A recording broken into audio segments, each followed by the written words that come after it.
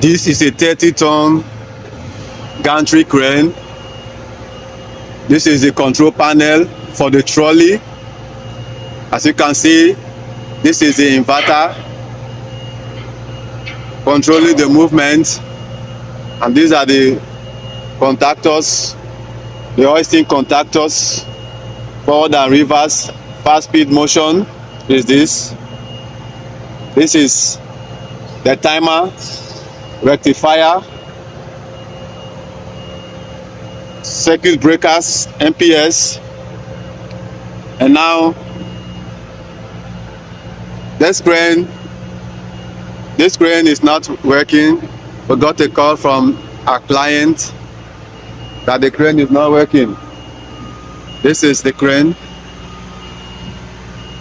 This is the crane, 30-ton gantry crane, and this is the pendant, the control station for this. But there are other cranes that is being controlled using the remote or the cabin, but for this gantry crane, the control station is the pendant. As you can see, this is the pendant, and now we've done system check. The trolley is not working, the crane travel is working, the hoist is working. Now, in trying to do the function test for the trolley to know what is happening, I want to try so that you can see. I put on the crane. The crane is on. Now I drive. You see, the crane is not working, the trolley is not moving, like kind of stuck. I go to the other direction, I press this button, you see, no movement, kind of brake failure or so. Don't know what it is, but kind of brake failure. When you get to the inverter, I try to control, look at it. You see, the inverter is responding. Directional movement, you see, it's responding. The other direction is responding. As the maximum speed is 15 Hz. You can see 15 Hz, I stop, but it's not moving. I go to the other direction, 15 Hz is not moving, it's making kind of noise from the motor, suspecting one of the motor brake. It's kind of bad, but we're going to look at it to know what's going on. As you can see, the brake contactor is coming in. You see, let me show you very well. The brake contactor is energizing. It's energizing. You see, this is the brake contactor K7. You see, it's coming in and coming out on both directions. You see, I go again. You see, look at it, look at the inverter at 0 Hz, and when the brake comes in, it starts to count. You see, I do so for the other direction. It's not also working. You can hear that noise. You can hear that noise. For teaching's sake, I want to operate it so that you can listen to hear that noise that is coming out from the motor. Do you hear that noise? Did you hear that noise? Yes, that's where the problem is coming from. So right now we are going to use the man lift. As you can see, the man lift is waiting for us down. We are going to use the man lift to assess the trolley motor, this one here.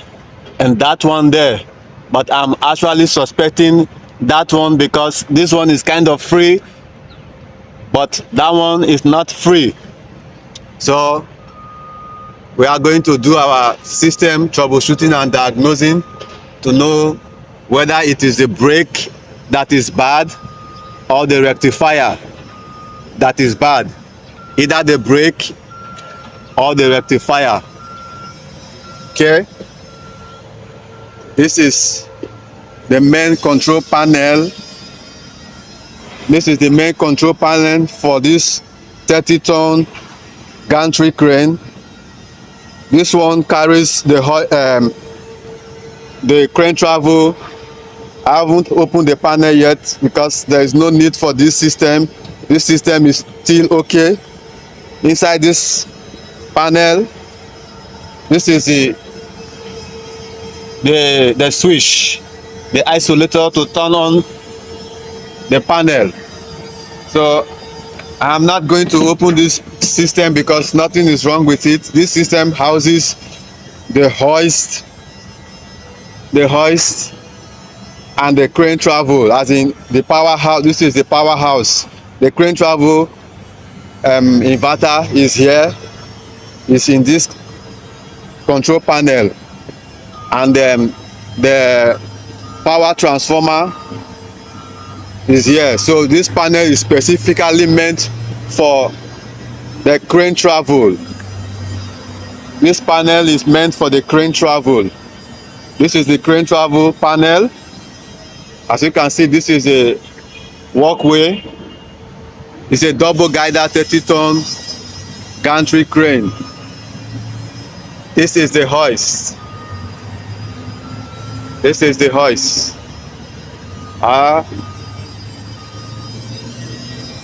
Stay with me. Here we are again. These are the control modules for the hoist. This one takes care of the hoisting system.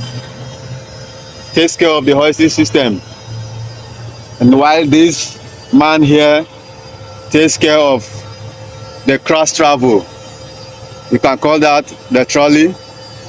It is okay. Everything here is working very well. Let me close this, man. Everything here is working very well. But this panel is okay. The control system are okay. Nothing is wrong with it. The problem is coming from the motor. So let's get started. When the man lift comes up, we start to check the trolley motors. Actually a two motor. We start to check it to know what is the problem, to know what is wrong with it. Okay, so I'm about to check this man. This is one of the trolley motor. I'm about to check it, use it to check the brake and the rectifier. It's still good. Okay.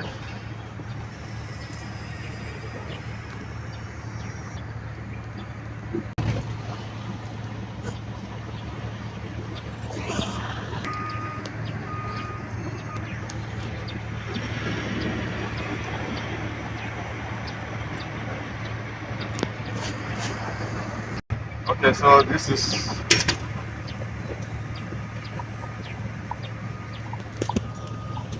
the brake. This is the brake. I'm going to slack this man now, slack this bolt and free the brake. Then we test the trolley system again. Alright. Slacking the brake.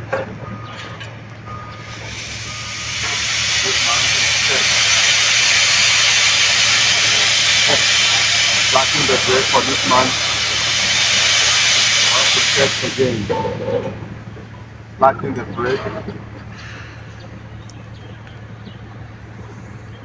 System check again. Okay.